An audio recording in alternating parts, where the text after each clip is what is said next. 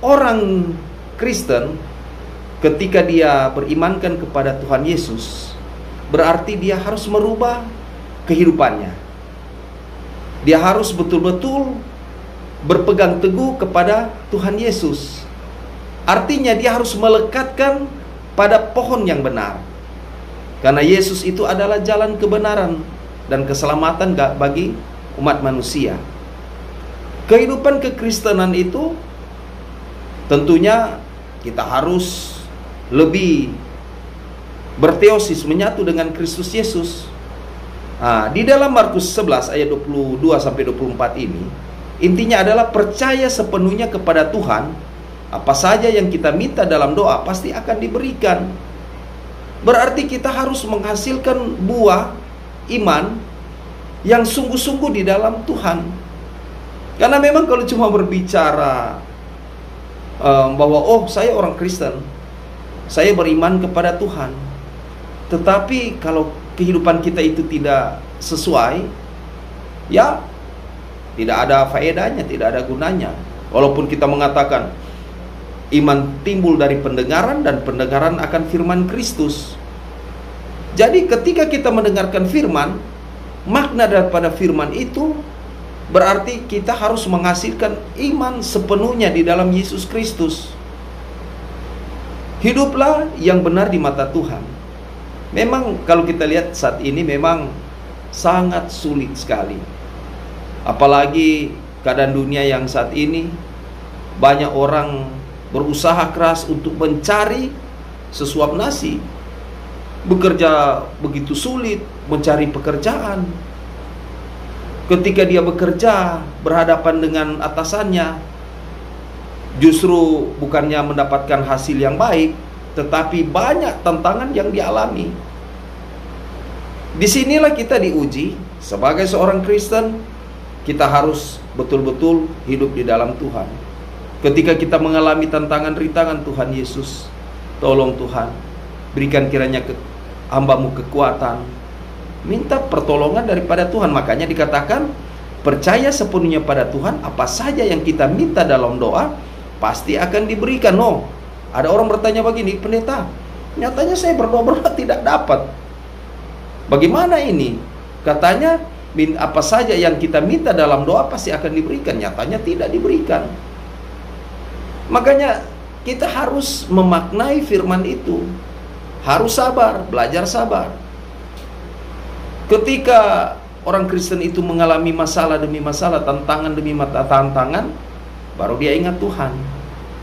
Justru di sini bagaimana kita membangun kehidupan kita agar kita senantiasa hidup di dalam Tuhan. Yakobus 1 ayat 6-7 dikatakan, hendaklah ia memintanya dalam iman dan sama sekali jangan bimbang. Berarti jangan ragu, minta saja dalam iman. Sebab orang yang bimbang sama dengan gelombang laut yang diombang-ambingkan kian kemari oleh angin. Orang yang demikian janganlah mengira bahwa ia akan menerima sesuatu dari Tuhan. Apa maksudnya? Inti daripada Yakobus 1 ayat 6-7 ini adalah mintalah dalam iman dan janganlah bimbang, sebab orang yang bimbang tidak akan menerima sesuatu dari Tuhan. Aduh, bagaimana? Kita semua minta pada Tuhan agar supaya saya sudah merubah kehidupan saya. Tetapi saya minta pada Tuhan, Tuhan berikan saya keberhasilan demi keberhasilan, tetapi kau tidak yakin, tidak ada gunanya. Tuhan, hari ini kita minta agar supaya saya mendapatkan berkat, tetapi malas bekerja. Makanya dikatakan orang yang beriman berarti dia harus menghasilkan buah-buah daripada iman itu. Seperti apakah buah-buah itu? Ketika kita hidup di dalam Tuhan, jadilah orang Kristen yang baik, jadi teladan dan contoh dalam pekerjaan. Berarti dikatakan kau harus bekerja dengan sungguh-sungguh, bekerja tanpa pamrih. Karena orang yang beriman, seorang laki-laki yang beriman, seorang perempuan yang beriman, seorang anak-anak yang beriman adalah seorang yang menghasilkan iman yang sesuai. Seorang suami harus bekerja. Seorang anak, selain dia bekerja di rumah, dia harus belajar dengan sungguh-sungguh, dia harus belajar dengan giat, agar supaya Ketika dia kelak berhasil, dia bisa membantu kedua orang tuanya. Seorang istri yang beriman adalah seorang istri yang mampu mendidik anak-anaknya, mampu menjaga suaminya. Karena banyak ibu-ibu tidak mampu menjaga suaminya, terlalu sibuk siang malam cuma dengan HP Android. Setiap hari lupa kewajibannya sebagai istri. Setiap hari, dan setiap hari. Lama-lama dengar kemari ya, suaminya itu sudah melenceng. Alasan bapak, aduh bagaimana, istri saya ini cuma terlalu sibuk. Akhirnya, sudah gelap mata, ya dengar kemari sudah ada hubungan dengan wanita yang lain. Hal ini harus kita cegah. Di dalam satu rumah tangga, tidak apa-apa kita setiap hari, dan setiap hari itu kita evaluasi. Suami, dia setiap hari dia mengatakan ketika ada hal-hal yang tidak baik, agar supaya rumah tangganya lebih baik, setiap hari boleh berbicara apa yang tidak berkenan. Begitu juga istri. Jadi di sini diperlukan kerjasama, istilahnya kerja tim, supaya rumah tangga itu baik. Jangan terlalu sibuk dalam pekerjaan, akhirnya lupa. Yohanes 15 ayat 4 dikatakan, tinggallah di dalam aku, dan aku di dalam kamu. Sama seperti ranting tidak dapat berbuah dari dirinya sendiri, kalau ia tidak tinggal pada pokok anggur, demikian juga kamu tidak berbuah, jikalau kamu tidak tinggal di dalam aku. Yesus adalah pokok anggur itu, kita adalah ranting. Kalau ranting itu tidak berguna, dia akan ditebang, kasih potong, akhirnya dibakar, tidak ada gunanya, tidak menghasilkan. Makanya di sini intinya adalah jika kita tinggal di dalam Yesus, maka kita akan berbuah, karena Yesus adalah pokok anggur yang benar dan kita adalah rantingnya. Segala sesuatu ada di dalam Yesus Kristus. Keselamatan, kebahagiaan, sukacita ada di dalam Yesus Kristus. Sebagai seorang Kristen, kita harus hidup yang benar. Di dunia ini bukan cuma saja agama Kristen, ada agama lain. Berarti kita harus menciptakan suasana yang baik. Suasana mencerminkan bahwa kau itu adalah betul-betul di dalam Yesus Kristus. Yesus Kristus datang ke dunia ini untuk menyelamatkan orang yang berdosa. Bukan dia mencari juga orang Kristen, orang-orang yang terhilang, orang-orang yang tidak mengenal dia. Kita yang sudah mengenal dia, berarti kita harus menjadi teladan, menjadi contoh, sehingga kita adalah bagian di dalam Yesus Kristus. Barang siapa menjadi milik Kristus Yesus, dia harus menyalibkan keinginan daging dari segala perbuatan hawa nafsu dan keinginannya. Galatia 5 ayat 24, berarti kita harus hidup benar-benar dan sesuai dengan apa yang kita belajar. Lewat firman Tuhan kita belajar, berarti menghasilkan. Berarti hari ini Tuhan, ketika kita belajar firman, kita mau merubah. Dulunya saya seorang bapak yang tidak bijak, meninggalkan keluarga, tidak suka setia dengan istri. Ketika saya mengenal firman, berarti saya harus meninggalkan semuanya.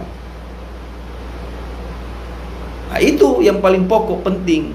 Sebagai seorang istri, dulunya saya lalai, tidak memperhatikan keluarga, tidak memperhatikan suami. Hari ini saya ingin menjadi seorang istri yang betul-betul taat dan setia, sebagaimana Tuhan Yesus menunjukkan kebaikan. Dan saya harus merubah pola pikiran saya menjadi seorang Kristen yang baik. Seorang anak, dulunya, dulu saya ini mengecewakan kedua orang tua saya, tidak sekolah dengan benar, pakai uang SPP, ini misalnya contoh. Suka membantah, tetapi mulai saya mengenal Kristus Yesus lewat belajar firman Tuhan, lewat saya setiap hari berdoa, lewat saya belajar teologi yang benar, akhirnya hari ini Tuhan saya akan berubah menjadi seorang anak yang baik, betul-betul taat dan setia, rajin belajar. Saya harus betul-betul berjuang, sehingga ketika kelak saya bekerja, saya akan membantu kedua orang tua saya. Itu yang benar. Yohanes 15 ayat 2 mengatakan, setiap ranting padaku yang tidak berbuah. Nah ini ranting adalah orang-orang di dalam. Pokoknya Yesus adalah pokok anggur yang benar. Makanya dikatakan setiap ranting padaku, ku huruf besar, yang tidak berbuah, dipotongnya, dan setiap ranting yang berbuah, dibersihkannya supaya ia lebih banyak berbuah. Berarti iman itu harus menghasilkan buah yang baik. Kalau iman tidak menghasilkan buah, percuma. Iman, betul, saya orang Kristen, saya ini dikenal, tetapi kesombongannya luar biasa. Bagus menyampaikan firman, orang lihat begini, aduh jelek. Berbicara firman Tuhan tidak gampang. Setiap hari kita dikritik. Karena lebih baik kita dikritik daripada kita sama sekali tidak dikritik. Kita tidak tahu jalan yang kita tempuh adalah jalan yang salah. Makanya dikatakan di sini, setiap ranting yang tidak berbuah akan dipotong, tetapi setiap ranting yang berbuah akan dibersihkan supaya menghasilkan buah yang banyak. Orang yang melakukan firman Tuhan, kehidupannya itu pasti akan diberkati. Andalkan Tuhan. Mengandalkan Tuhan, harus mencintai Tuhan dengan segenap hati, dengan segenap jiwa, dengan segenap akal budi. Mengandalkan Tuhan bukan mengandalkan pikiranmu, bukan mengandalkan ucapanmu, bukan mengandalkan bahwa kau ini adalah ahli kitab, tetapi mengandalkan Tuhan. Kau harus menunduk kepada Raja di atas segala raja, dialah Yesus Kristus, sumber pengetahuan, sumber kebaikan, sumber segala sesuatu di dunia ini. Lewat pengorbanannya di kayu salib, sehingga kita turut diselamatkan, dan keselamatan itu menjadi bagian dalam kehidupan kita. Matius 7 ayat 16 mengatakan, dari buahnya lah kamu akan mengenal mereka. Dapatkah orang memetik buah anggur dari semak duri, atau buah ara dari rumput duri? Jadi intinya setiap perbuatan seorang dilihat dari buah yang ia hasilkan. Kalau buahmu tidak baik, ya contoh begini. Sahabat saya sebagai seorang kepala rumah tangga, seorang bapak, saya mendidik anak dengan keras tetapi tidak ada pengasihan. Ya hasilnya pasti akan memunculkan kebencian dari si anak itu. Saya seorang bapak mendidik seorang anak tetapi tidak memberikan nasihat, sehingga alhasil ya kita akan menerima buah. Tetapi kalau kita sebagai seorang tua mendidik anak, memberikan jalan yang baik, nah jalanmu ini salah, kau harus begini. Nah kamu harus belajar. Ketika kau belajar sungguh-sungguh, pasti kau akan berhasil. Diberikan spirit, berikan dorongan. Begitu juga di dalam jemaat. Bagi hamba-hamba Tuhan, kuatkan jemaatmu. Jangan memilah. Dalam melayani Tuhan bukan cuma melihat, oh ini jemaat ini banyak uangnya, oh jemaat ini ya banyak uangnya. Ada yang tidak banyak uang, ada banyak uang. Yang banyak uang itu dilayani, bukan seperti itu. Tetapi kau harus betul-betul, ketika kau menyampaikan firman Tuhan, kau harus mendorong mereka supaya yang lemah iman dikuatkan. Karena banyak orang sudah lemah iman. Ketika lemah iman justru bukan membantu. Hamba Tuhan bukan membantu, menjelek-jelekan. Kalau sesuai dengan pikirannya baru dia suka melayani. Tetapi kalau tidak sesuai dengan pikirannya, dia tinggalkan. Bukan seperti itu. Makanya dikatakan setiap perbuatan seorang dilihat dari buahnya. Kalau kau perbuatanmu yang baik, pasti akan ada nilai-nilai yang kebaikan di dalamnya. Orang yang paling baik di dunia adalah orang yang dapat membahagiakan orang dengan kebaikan. Kita adalah cermin Kristus itu sendiri. Sebagai cermin Kristus, berarti munculkanlah bahwa kau itu adalah orang yang berimankan kepada Yesus Kristus. Nah, sedikit lagi tolong semua istilahnya memperingati hari kelahiran Yesus Kristus. Oh, banyak mama-mama sudah mulai mempersiapkan kue, ada toples mulai dibersihkan, mama-mama sudah mulai sibuk. Nah, sedikit lagi, ini semua istilah orang bilang, semua cair ini gaji 13 yang dulu 100% yang bagi PNS. Mama-mama di luar dari PNS ini berusaha bekerja supaya dapat uang lebih. Mau bikin cookies, orang bilang paling Ibu Susi mulai bakar-bakar cookies. Itu. Tetapi makna ini adalah bahwa kita punya spirit kesenangan yang luar biasa. Kita mengingat bahwa bagaimana Tuhan Yesus lahir, berarti kita harus lahir baru. So ada baju baru, nantinya kalau torong mulai beli baju baru, hordeng baru, toples baru, so ada cookies, berarti kita harus merubah juga cara hidup kita. Sebelum berakhir ini tahun ini, kita sudah punya planning. Hari ini kita akan menjadi lebih baik lagi. Kita mulai merubah kita hidup. Dulunya saya adalah orang yang terlalu arogan, kita mulai merubah, sudah tinggalkan. Dulunya saya adalah orang cerewet, sudah, ini contoh. Tetapi semuanya itu adalah cermin Kristus. Karena Yesus telah lahir untuk kita, berarti bagaimana kita juga harus lahir baru. Sehingga kehidupan kita dikatakan setiap perbuatan seorang dilihat dari buah. Bagus tuh bapak sana, ternyata dia punya sikap, dia punya sifat, luar biasa. Nah itu. Kemudian kalau orang melakukan namanya iman yang menghasilkan buah seperti apakah itu? Itu kan orang bertanya. Terus buah apa yang dihasilkan daripada buah-buah iman? Kita bisa baca Galatia 5 ayat 22 sampai 23. Dikatakan, tetapi buah roh, berarti orang beriman menghasilkan buah roh, ialah kasih. Oh, ada kasih. Kasih itu sampai ada kasih judul kasih menembus menembus perbedaan. Kasih, itu.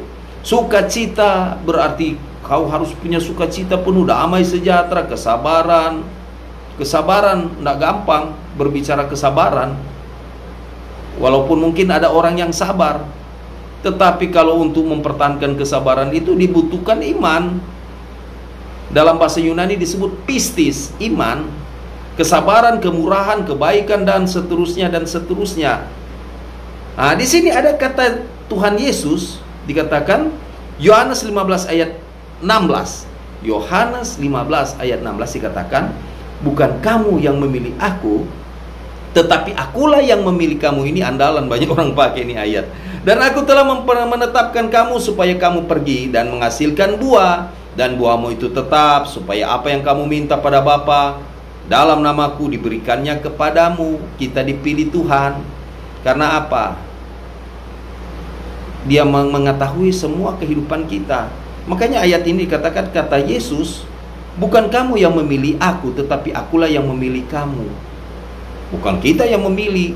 Jadi Tuhan yang memilih kita, agar supaya kita bisa menghasilkan buah yang tetap, buah iman, agar supaya kehidupan kita itu lebih baik lagi. Hari ini Tuhan, dulunya saya adalah orang yang brengsek, tetapi hari ini kita menjadi seorang penginjil. Luar biasa. Seorang yang tidak mengenal Tuhan, seorang yang jauh dari hadapan Tuhan. Ketika Tuhan merubah hidupnya, banyak hamba-hamba Tuhan, ada mantan-mantan preman, penginjilan jalanan, Dia luar biasa sampai berteriak-teriak di pasar, sampai banyak orang bilang, kayak orang gila saja. Tetapi mereka merasa senang, punya sukacita, walaupun dihina orang. Mau menginjil itu tidak gampang, karena saya sudah merasakan ketika saya menginjil di jalan, luar biasa. Dulunya saya sakit-sakitan, tetapi mulai memberikan diri untuk melayani Tuhan lewat penginjilan. Ada juga penginjilan jalanan sampai saat ini. Ya kalau sakit ya cuma biasa-biasa. Dulu ada tekanan darah tinggi, ada ini dan sebagainya. Tetapi lewat melayani Tuhan, karena Tuhan memperhitungkan kehidupanmu, menjadi saksi bagi banyak orang, merubah kehidupanmu. Kalaupun orang bilang, kehidupan ini pendeta ini tidak benar, orang bilang taibinya, tidak usah percaya dia. Biasa, itu makanan rohani. Kalau kita sudah hidup di dalam Tuhan, ya belajar menutup mata, belajar menutup telinga. Yang penting setiap hari kau lakukan saja. Biasa dalam kehidupan manusia. Bayangkan ada seorang guru, dia berbicara, ini dia mengajar ke murid-muridnya. Dia tanya ke murid-muridnya, 3 kali 3 9. 5 kali 5 25. Nah itu. Baru dia bilang begini, 100 kurang 1 77. Kok murid bilang, salah ibu. Apa ibu bilang? Saya tahu itu kesalahan, salah. Mau bagaimana terompe kehidupan? Cuma gara-gara satu kesalahan saja menghilangkan banyak kebaikan. Cuma gara 77 itu, walaupun guru so tahu itu adalah jawaban salah, sehingga orang bilang apa? Bodoh. Coba orang bikin satu kesalahan, kau bikin banyak kebaikan-kebaikan itu, orang paling baik kan. Kalau kau bikin kesalahan, hilang kau punya kebaikan. Karena banyak orang itu menilai lebih banyak jeleknya daripada baiknya. Jadi pertanyaan guru itu, dia bilang begini ke murid-murid, apakah cuma satu kesalahan itu, walaupun saya sudah tahu itu bisa merubah pikiranmu?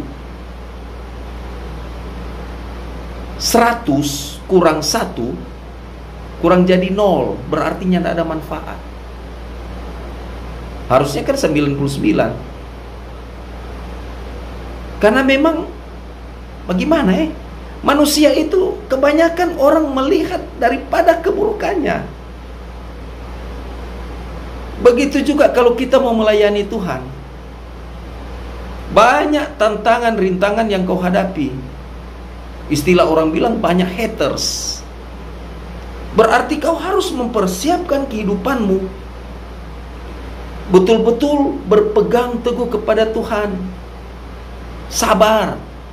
Setiap hari sabar. Ada lagu, sabar dalam susah sukamu, sabar, Tuhan ada sertamu.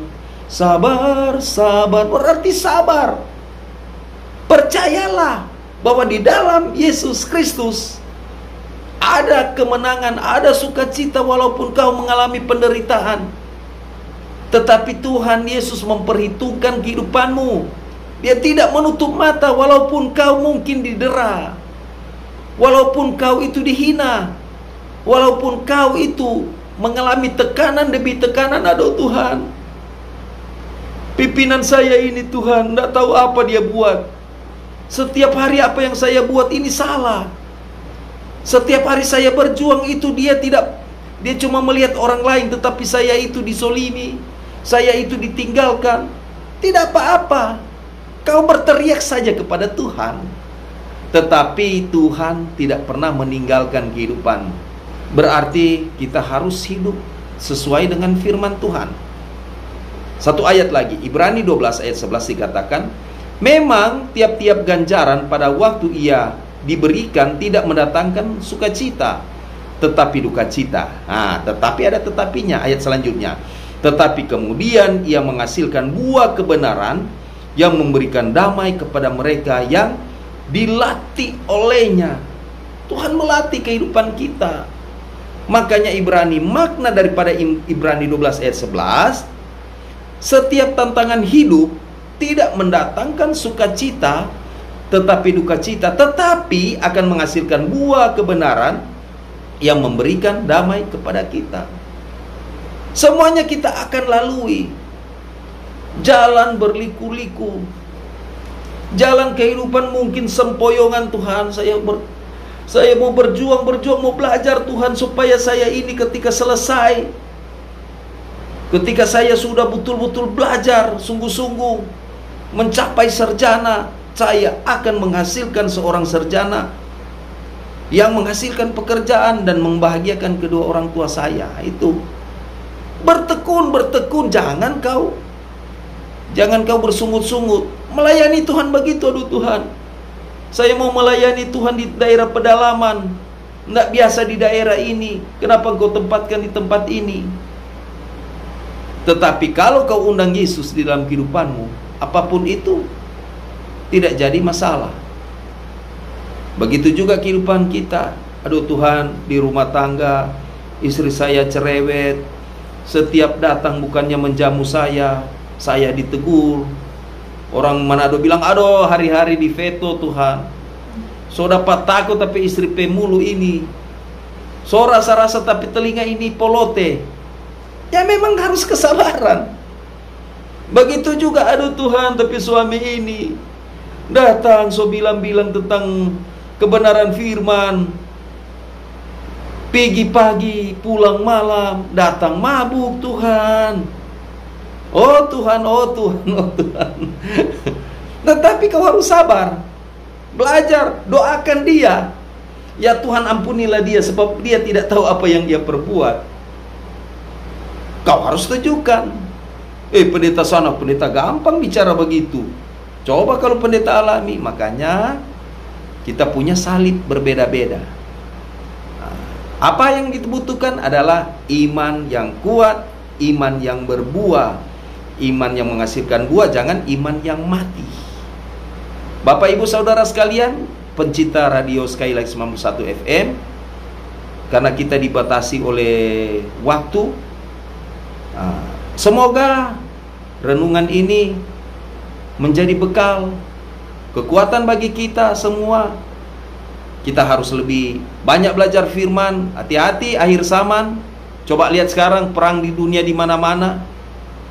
Kita bersyukur, berterima kasih hidup di negara Indonesia. Berarti kita harus jaga persatuan dan kesatuan. Sedikit lagi kita akan memilih kepala daerah. Jaga agar supaya kita ini jangan meresahkan. Berikanlah jadi contoh. Sebagai masyarakat Sulawesi Utara, pilihlah pimpinan yang terbaik.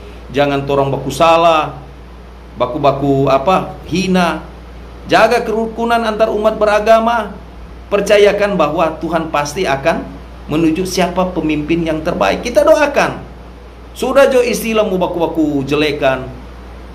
Sudah jo istilah-istilah torang ini ada gap di antara kita. Biasa itu. Tetapi sebagai orang Kristen, berdoa. Hasilkan buah yang baik, sehingga kita di tengah-tengah Sulawesi Utara ini menjadi teladan, menjadi contoh, karena torang ini semua basudara.